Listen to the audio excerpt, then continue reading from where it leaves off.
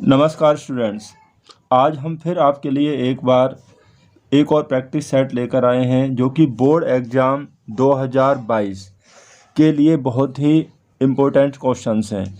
यदि आप इन important questions को कर लेते हैं तो एग्ज़ाम में आपको अच्छे मार्क अवश्य ही प्राप्त होंगे। तो इस प्रैक्टिस सेट में हमने केवल 5 क्वेश्चनों को रखा है, लेकिन ये 5 क्वेश्चन ऐसे हैं जो कि आपको काफ़ी अच्छे अंक दिला सकते हैं, इसलिए आप इनकी तैयारी अच्छी प्रकार से कर लें। तो शुरू करते हैं अपने आज की इस वीडियो को। इसमें हमें पहला प्रश्न दिया हुआ है, पूर्ण वर्ग विधि के प्रयोग से द्विघात समीकरण 2x² - 7x + 3 = 0 के मूल ज्ञात कीजिए। यहाँ पर हमें पूर्ण वर्ग विधि के प्रयोग से पूछा है। तो देखिए, ये हमारा प्रश्न है जो कि पूर्ण वर्ग विधि के प्रयोग से हमें निकालना है। अगर इस क्वेश्चन में हमें लिखा होता कि गुणनखंड विधि द्वारा इसके मूल ज्ञात कीजिए, तो हम गुणनखंड विधि में क्या करते, 2 और 3, यानी कि 2 और 3 की गुणा करेंगे तो 6 हो जाएगा। 6 के ऐसे टुकड़े करेंगे कि जोड़कर 7 आ जाए, तो वो हो जाएगा 6 × 1 = 6, यानी कि 6 और 1। और इस तरीक़ा से फिर हम इसके आप गुणनखंड कर सकते हैं। लेकिन यदि ये प्रश्न किसी दूसरी विधि से, माना कि द्विघाती सूत्र से पूछा जाता है या श्रीधराचार्य सूत्र द्वारा, क्योंकि द्विघाती सूत्र और श्रीधराचार्य एक ही बात है, उससे पूछा जाता है, तो वहाँ हम कैसे करेंगे। देखिए, अब ये आपका क्वेश्चन हो गया। सबसे पहले हम इसमें देखिए ए, बी और सी का मान देखेंगे। ए, बी और सी क्या होते हैं, वो गुणांक होते हैं। किसके? ए होता है x² का गुणांक, यहाँ पर 2 है तो ये 2 हो जाएगा। और बी जो होता है वो x का गुणांक, यहाँ -7 दिया है तो ये -7 हो जाएगा। और सी होता है अचर पद। तो द्विघाती सूत्र से कह सकते हैं हम, या श्रीधराचार्य सूत्र से कहें तो यहाँ पर जो होगा वो होता है x = -b ± √b² - 4ac/2a। वो इस विधि से होता है। चाहे हम क्वेश्चन को किसी विधि से भी सॉल्व करें, लेकिन आंसर तो एक ही रहता है। लेकिन जब विधि दी हुई है तो उसको करने का तरीका भी अलग हो जाता है। तो इस तरीक़ा से आप इसको कर सकते हैं। यहाँ ए, बी, सी सभी के मान रखते जाइए और प्रश्न को सॉल्व कर लीजिए। लेकिन इस प्रश्न में हमें यहाँ जो पूछा है विधि पूर्ण वर्ग विधि, तो हम इसको पूर्ण वर्ग विधि से हल करेंगे।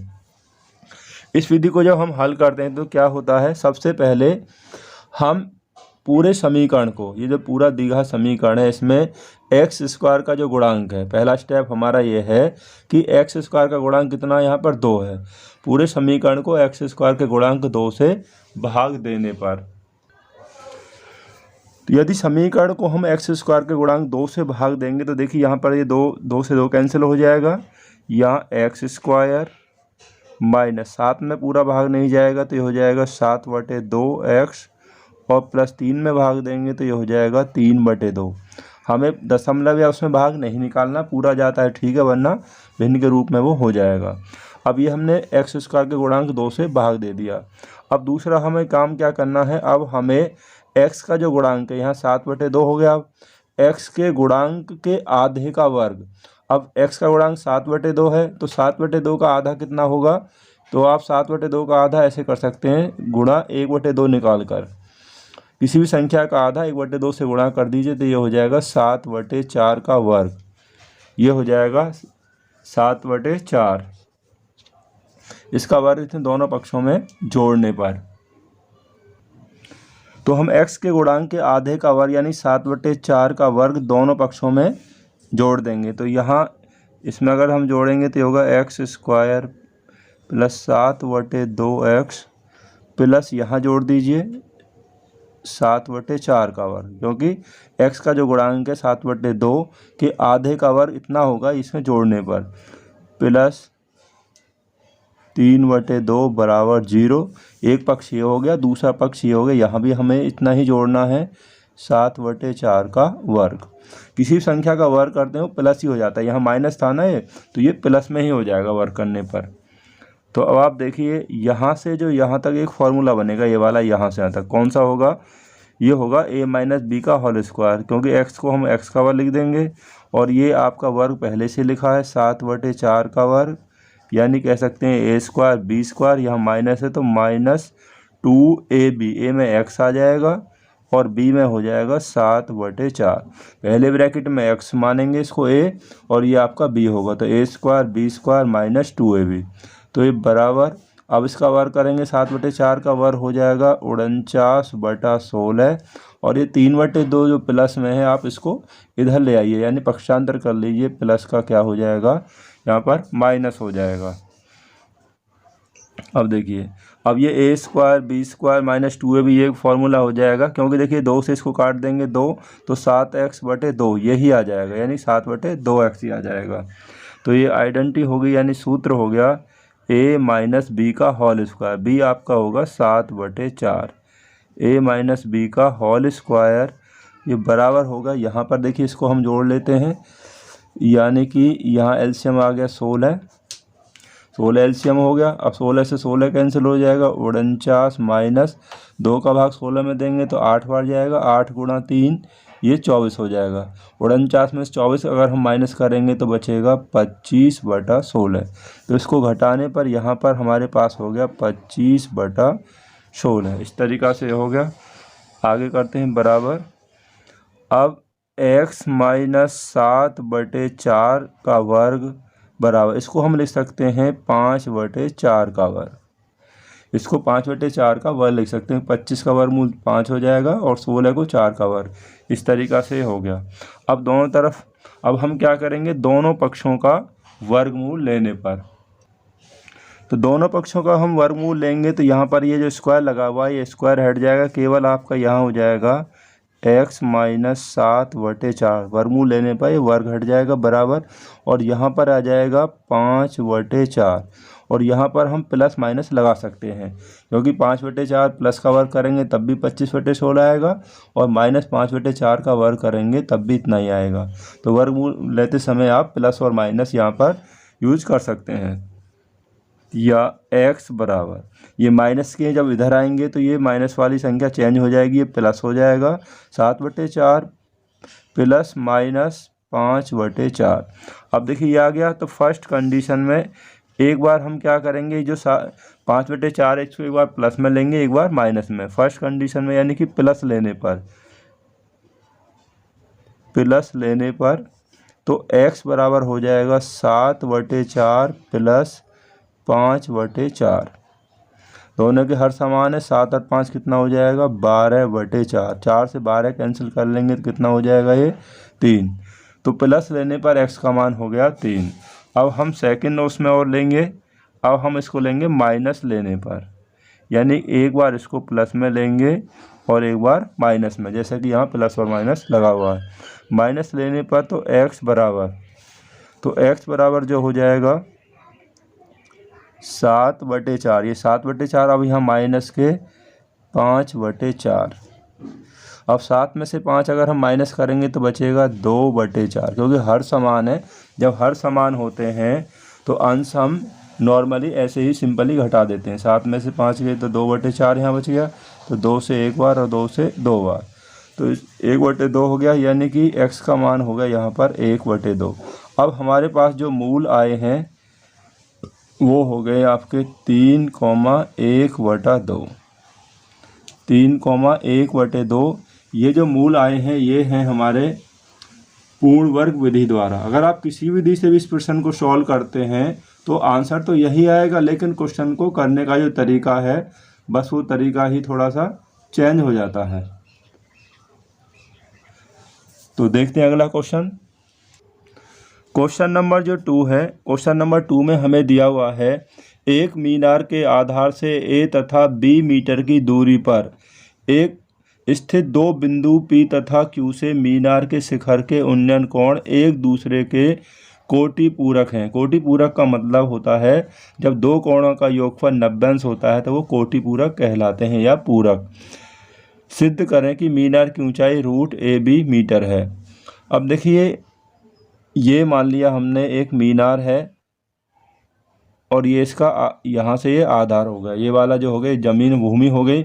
अब इस मीनार जो है, इस मीनार के आधार से यहाँ पे लिखा है a तथा b मीटर की दूरी पर स्थित दो बिंदु P और Q हैं। अब यहाँ इसका ये मान लीजिए हमने मीनार मान ली a और b, ये एक मीनार है। अब इसके आधार से a मीटर की दूरी पर कोई बिंदु, ये हो गया आपका P हो गया, जिसकी दूरी है a मीटर, ये वाली a होगी। और जो दूसरा बिंदु है, यहीं से जो दूरी है उसकी, वो है b मीटर। तो दूसरा जो बिंदु हमने यहाँ मान लिया वो हो गया बिंदु Q। अब इसकी जो दूरी है आपको यही समझना, उस बिंदु की जो दूसरा है उसकी आधार से जो दूरी है वो है b मीटर। तो ये वाली दूरी हो जाएगी, यहाँ से यहाँ तक पूरी दूरी होगी b मीटर। अब उन्नयन कोण, पहले का जो कोण होगा इसको अगर हम थीटा लेते हैं तो दूसरे इसका जो कोण होगा शीर्ष से, ये वाला जो कोण होगा ये होगा 90 माइनस थीटा, क्योंकि दोनों कोण एक दूसरे के क्या हैं, कोटि पूरक हैं। अगर एक थीटा है तो दूसरा कोण 90 माइनस थीटा होगा।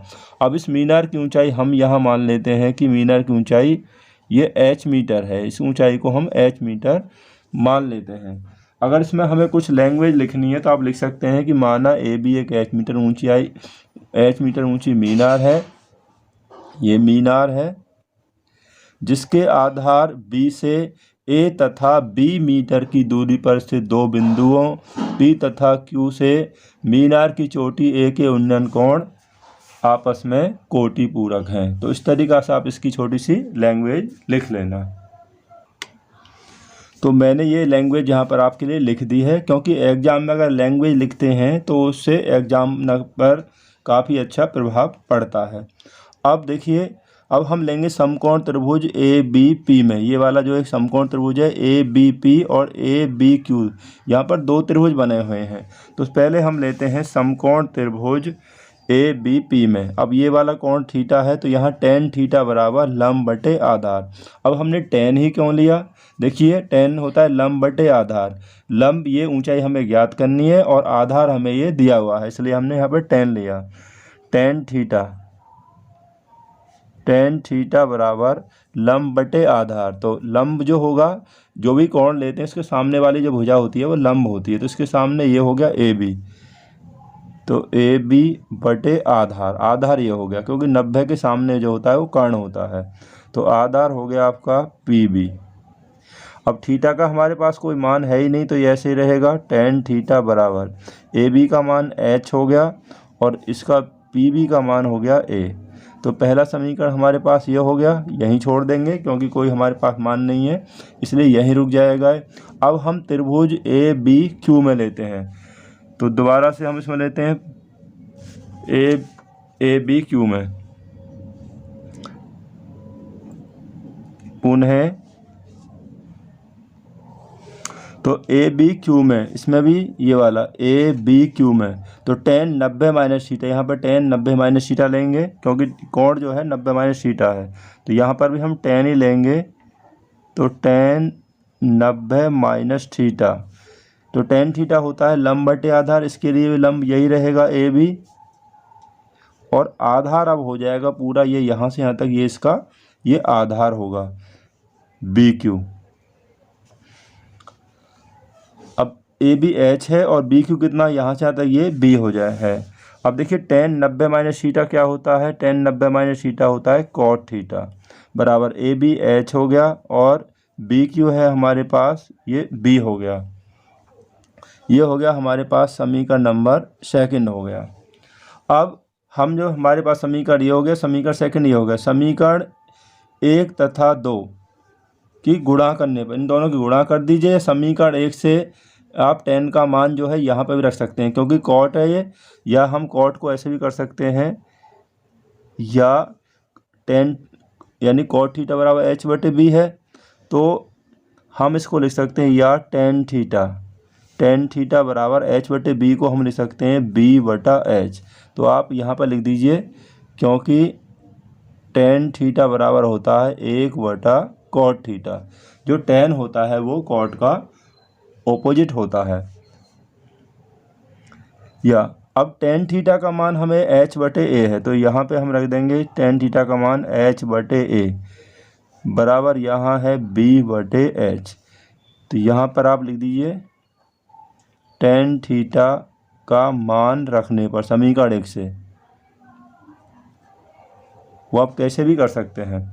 तो यहाँ से क्रॉस मल्टीप्लाई करेंगे, h की h में जब हमने गुणा किया है तो ये h की h में करेंगे तो ये हो जाएगा h स्क्वायर बराबर इसकी a में गुणा होगी तो ये ए बी, एच स्क्वायर बराबर ए बी है तो h बराबर हो जाएगा रूट ए बी, क्योंकि इनका वर्गमूल का रूट निकालेंगे और हमें सिद्ध करना है कि मीनार की ऊंचाई रूट ए बी होगी। अतः सिद्ध होता है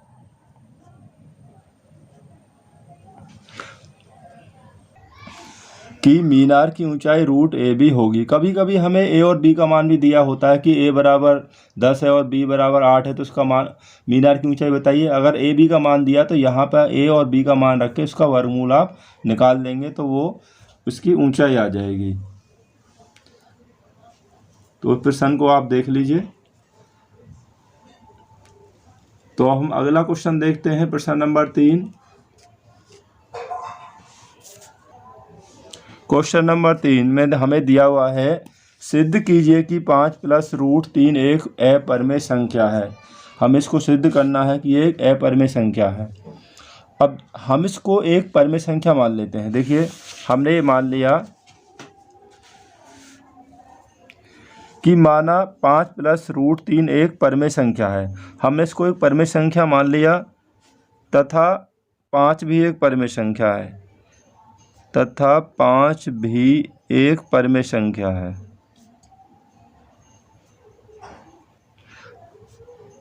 परिमेय संख्या है। देखिए हम सभी जानते हैं कि अगर दो संख्याएं परिमेय हैं तो उनका योगफल भी परिमेय होता है और उनका अंतर भी परिमेय होता है। अब ये दोनों हमने परिमेय संख्या ली हैं, 5 + √3 और 5 भी एक परिमेय संख्या, दोनों परिमेय हैं तो इसलिए इनका योगफल भी परिमेय होगा और अंतर भी परिमेय होगा। इसलिए 5 + √3 पहली संख्या -5 भी एक परिमेय संख्या होगी।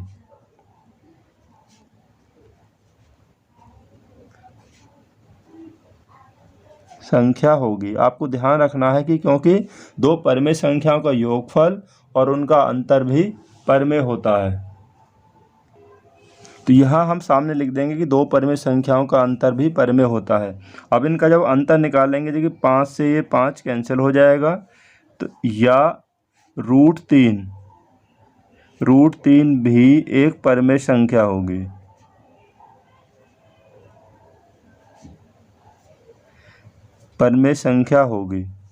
परंतु हम जानते हैं कि √3 क्या है, एक अपरिमेय संख्या है। देखिए हम सभी जानते हैं कि √3 एक अपरिमेय संख्या है, √3 तो अपरिमेय होती है।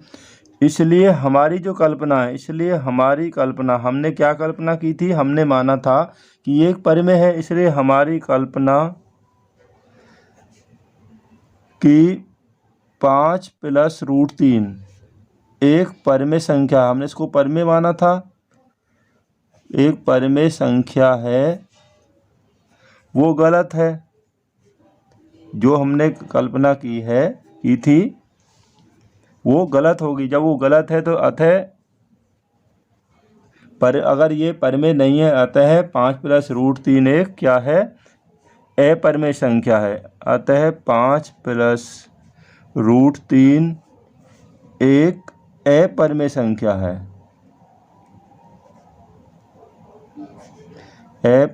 संख्या है, इति सिद्धम। इसी प्रश्न को हम एक दूसरे तरीक़ा से भी कर सकते हैं, लेकिन मैंने यहाँ पर थोड़ा थ्योरिकल आपको समझाया है जो कि बहुत ही आसान है। इसको आप एग्जाम में आसानी से कर सकते हैं। तो देखते हैं फिर नेक्स्ट क्वेश्चन। क्वेश्चन नंबर 4 में हमें दिया हुआ है 2 अंकों की एक संख्या में अंकों का योग 12 है। अंकों का स्थान बदल देने पर प्राप्त संख्या दी गई संख्या से 18 अधिक है। स्थान बदलने पर जो संख्या आती है वो पहली संख्या से 18 अधिक है, संख्या ज्ञात कीजिए।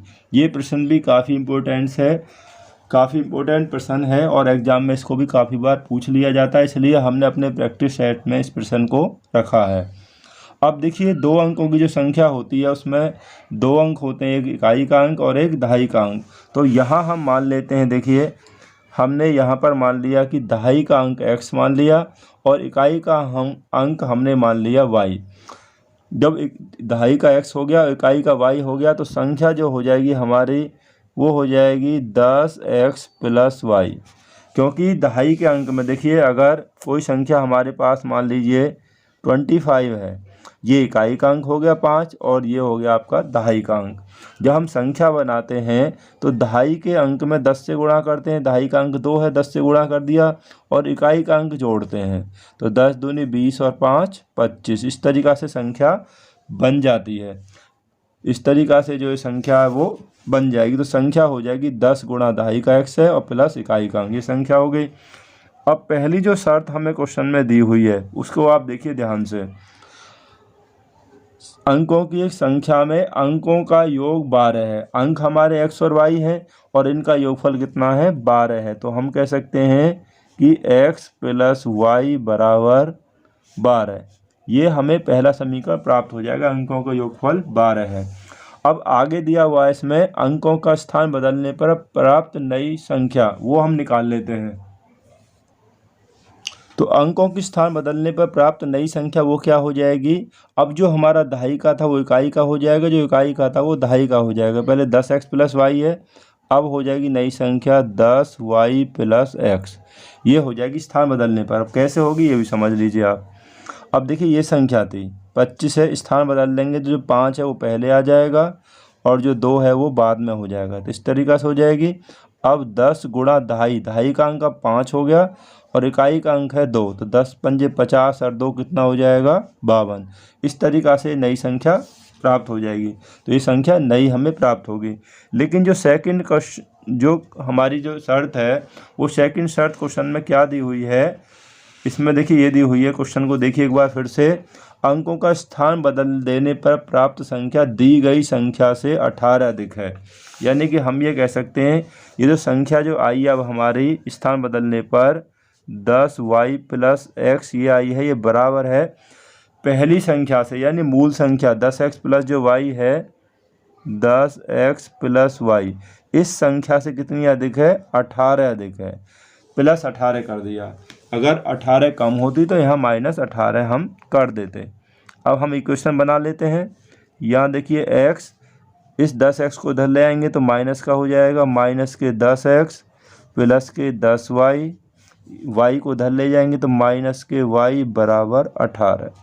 जो नंबर इधर से इधर जाएगा प्लस वाला वो माइनस हो जाएगा, यानी कि पक्षांतर हो जाएगा। 10x से x माइनस करेंगे तो माइनस के 9x और 10y से y का घटाएंगे तो बच जाएंगे 9y, क्योंकि इसको 1 मानेंगे, बराबर 18। अब यहाँ पर हम इसमें क्या करेंगे, 9 से भाग दे दीजिए, सब में 9 से भाग चला जाएगा तो समीकरण थोड़ा आसान हो जाएगा। 9 से यहाँ भाग देंगे तो माइनस x, यहाँ भाग देंगे तो यहाँ y बचेगा, 9 दूनी 18। ये हो गया समीकरण सेकंड। तो यहाँ पर हम लिख भी देंगे समीकरण के दोनों पक्षों में 9 से भाग देने पर, दोनों पक्षों में लिख दीजिए 9 से भाग देने पर। अब हमारे पास दो समीकरण प्राप्त हो गए, एक समीकरण हमारे पास ये हो गया, दूसरा समीकरण हमारे पास ये हो गया। अब दोनों को हल कर देंगे किस विधि से, जैसे आपने समीकरण हल किए हैं विलोपन या प्रतिस्थापन विधि से। अब यहाँ पर देखिए x भी बराबर है, प्लस और माइनस के हैं, y भी बराबर है, दोनों प्लस के हैं। अगर ये प्लस और माइनस में है x, तो समीकरण 1 और 2 को जोड़ने पर हल। ये हमारा समीकरण फर्स्ट हो गया, ये सेकंड हो गया, हमने इनको ज्यों का त्यों नोट कर लिया।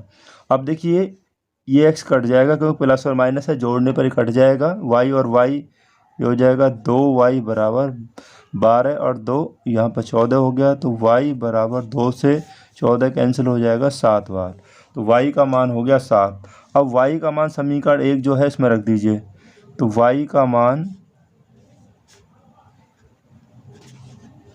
समीकरण 1 में रखने पर, और समीकरण 1 हमारे पास है x प्लस वाई बराबर 12 और y का मान 12 हो गया, तो x प्लस y का मान 7 हो गया बराबर 12, या x बराबर 7 इधर ले जाएंगे तो 12 माइनस 7, तो x बराबर हो जाएगा यहाँ पर कितना बचेगा 5।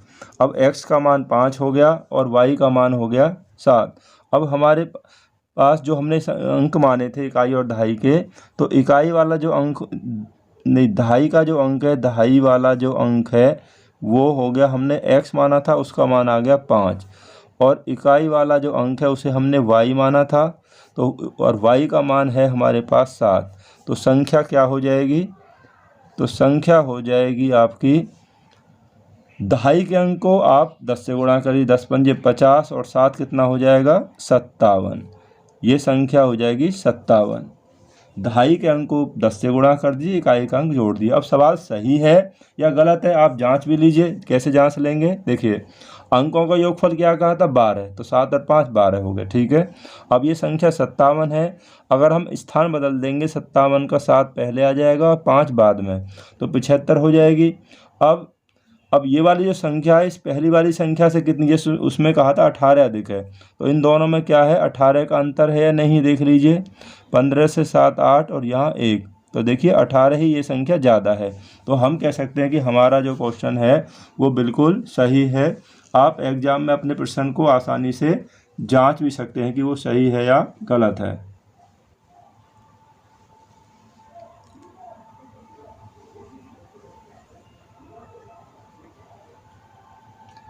तो देखते हैं अगला question, question number 5। Question number 5 जो इस प्रैक्टिस सेट का आखिरी प्रश्न है, इसमें हमने केवल 5 ही प्रश्न लिए हैं। ये प्रश्न काफ़ी इम्पोर्टेंट है और लगभग 6 नंबर में इसको पूछा जाता है। समकोण त्रिभुज ABC में कोण A समकोण है, यानी कि 90 अंश है, और BL और CM इसकी माध्यिकाएँ हैं। सिद्ध कीजिए कि हमें ये आपको सिद्ध करना है। देखिए, ये त्रिभुज है समकोण त्रिभुज, यहाँ समझ लीजिए। ये त्रिभुज है ABC जो कि समकोण है, इसका कोण A समकोण है, तो जो समकोण 90 अंश वाला है हम इसको ही समकोण लेंगे, यानी A जो होगा वो आपका समकोण हो जाएगा। बाकी आप किसी को भी कहीं भी ले सकते हैं, बस A का आपको ध्यान रखना है जो कि समकोण है। इस तरीक़ा से हमने ABC ले लिए। BL और CM माध्यिकाएँ हैं, तो माध्यिका देखिए, ये वाली माध्यिका यहाँ से ये ऐसे मिल जाएगी। BL माध्यिका हमेशा मध्य बिंदु से मिलती है, तो यानी L जो है वो AC का मध्य बिंदु है, यानी हम कह सकते हैं कि CL बराबर AL होगा। और दूसरी जो माध्यिका है वो है CM, तो C यहाँ पर है, तो C से जो खींची जाएगी ये माध्यिका आ जाएगी आपकी, ये हो जाएगी CM, ये होगी CM, यानी कि M है वो AB का मध्य बिंदु है। माध्यिका हमेशा मध्य बिंदु से मिलती है, सम्मुख भुजा के मध्य बिंदु से। अब ये हमें सिद्ध करना है। तो देखिए, समकोण त्रिभुज ABC में जो हम प्रमेय सिद्ध करते हैं तो कुछ हम लैंग्वेज भी लिखते हैं। देखिए, ये त्रिभुज हो गया समकोण त्रिभुज ABC, इसमें हमें दिया हुआ है कि कोण A समकोण है और तथा BL और CM त्रिभुज की माध्यिकाएं हैं। अब हमें सिद्ध क्या करना है? हमें ये सिद्ध करना है जो कि हमें क्वेश्चन में ही दिया हुआ है, हमें अलग से लिखने की कोई ज़रूरत नहीं, यही हमें क्वेश्चन में दिया है कि सिद्ध कीजिए कि, ये हमने यहाँ पर नोट कर लिया। अब आगे देखिए, उत्पत्ति समकोण त्रिभुज ABC में। अब देखिए, अगर हम ये वाला जो समकोण त्रिभुज है ABC, अगर आप इसको ऐसे समझिए, ABC यही आपका डायग्राम है, तो समकोण त्रिभुज ABC में तो पाइथागोरस प्रमेय से क्या होता है कि समकोण त्रिभुज ABC में पाइथागोरस प्रमेय से कर्ण का वर्ग बराबर होता है आधार का वर्ग प्लस लंब का वर्ग। तो 90 के सामने कर्ण हो गया BC, तो यानी कि इस कर्ण का जो वर्ग होगा BC का वर्ग वो बराबर होगा आधार, जो BC का जो वर्ग होगा वो आधार AB का वर्ग और प्लस लंब यानी कि AC के वर्ग के बराबर होगा। समकोण त्रिभुज में ये होता है,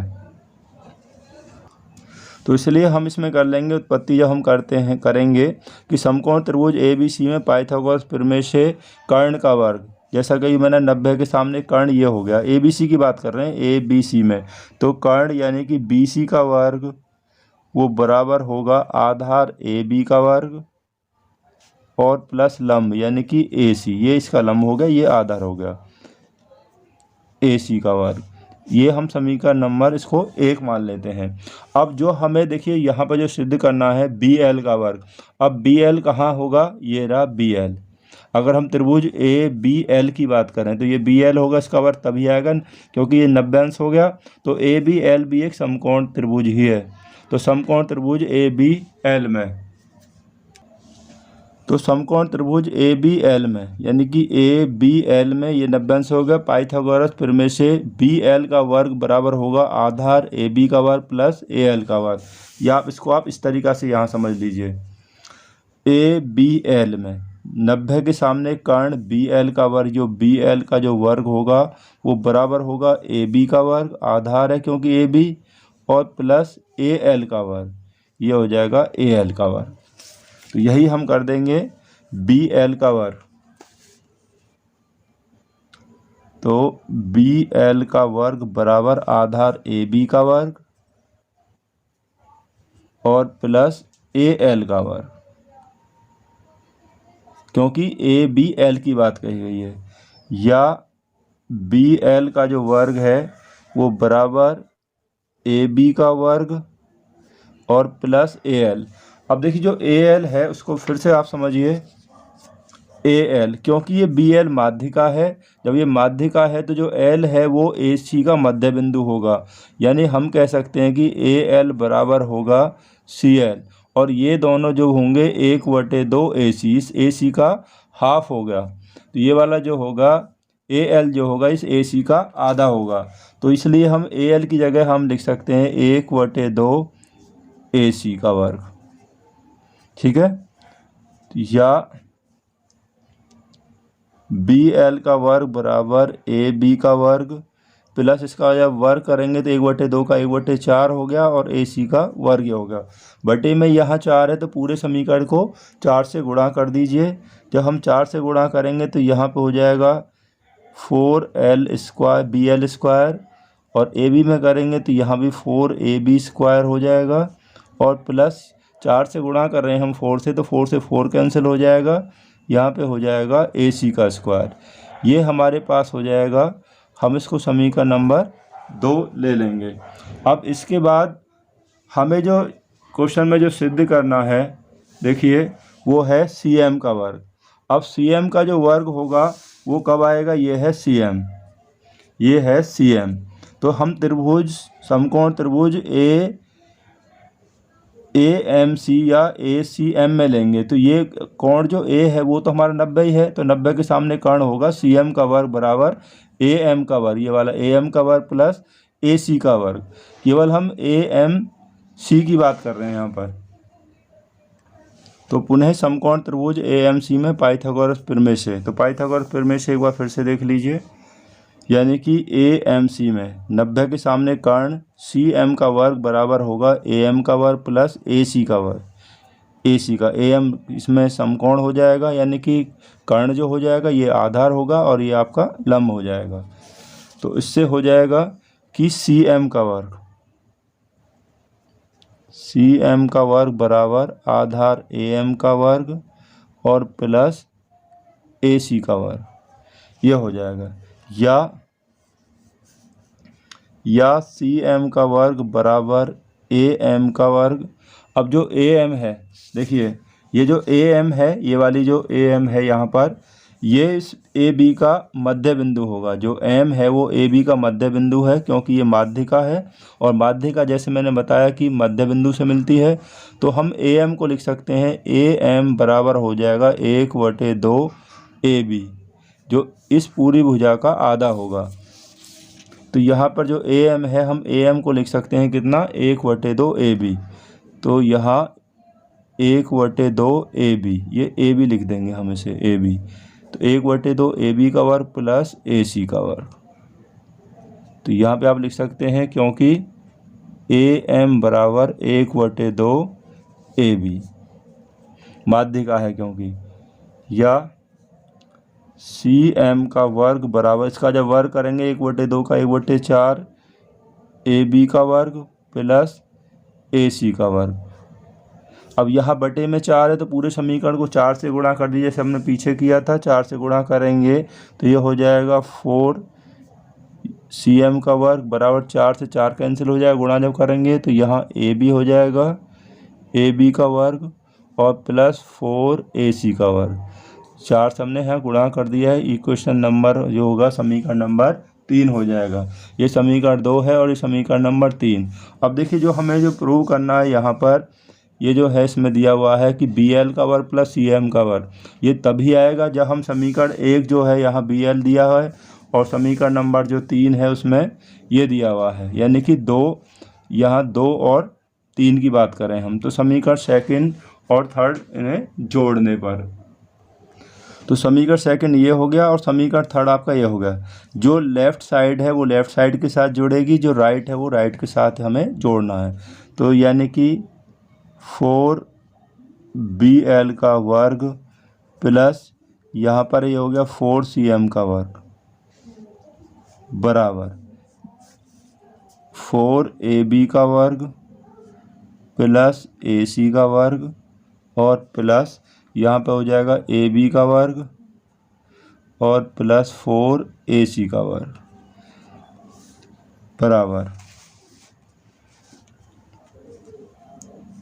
अब यहाँ पर 4 कॉमन ले लीजिए, इसमें 4 कॉमन है, यहाँ पर कॉमन हो गया तो ये होगा BL का वर्ग प्लस CM का वर्ग बराबर, अब देखिए 4AB square plus AB square, तो यहाँ कितना 4 प्लस 1 कितना होगा 5AB स्क्वायर और यहाँ पर हो जाएगा 4AC और ये भी AC स्क्वायर होगा, तो यहाँ पर 4 प्लस 1 यानी 4 हो जाएगी, ये भी 5 हो जाएगा यानी 5AC स्क्वायर बराबर, इनसे आप 5 कॉमन ले लीजिए यहाँ पर, तो यहाँ बचेगा AB का स्क्वायर और प्लस यहाँ हो जाएगा AC का स्क्वायर।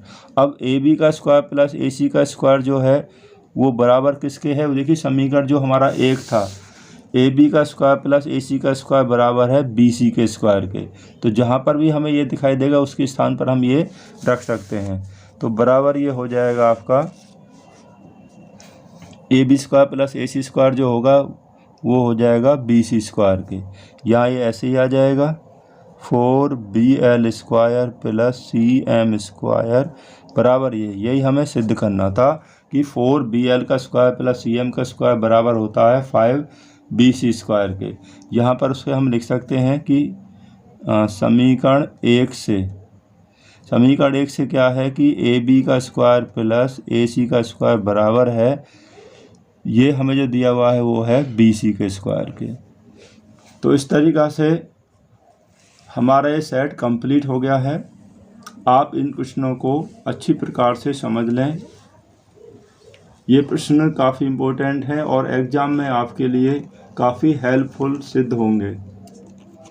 तो जल्दी ही मिलते हैं आपसे अगली वीडियो में। Thanks very much for watching this video.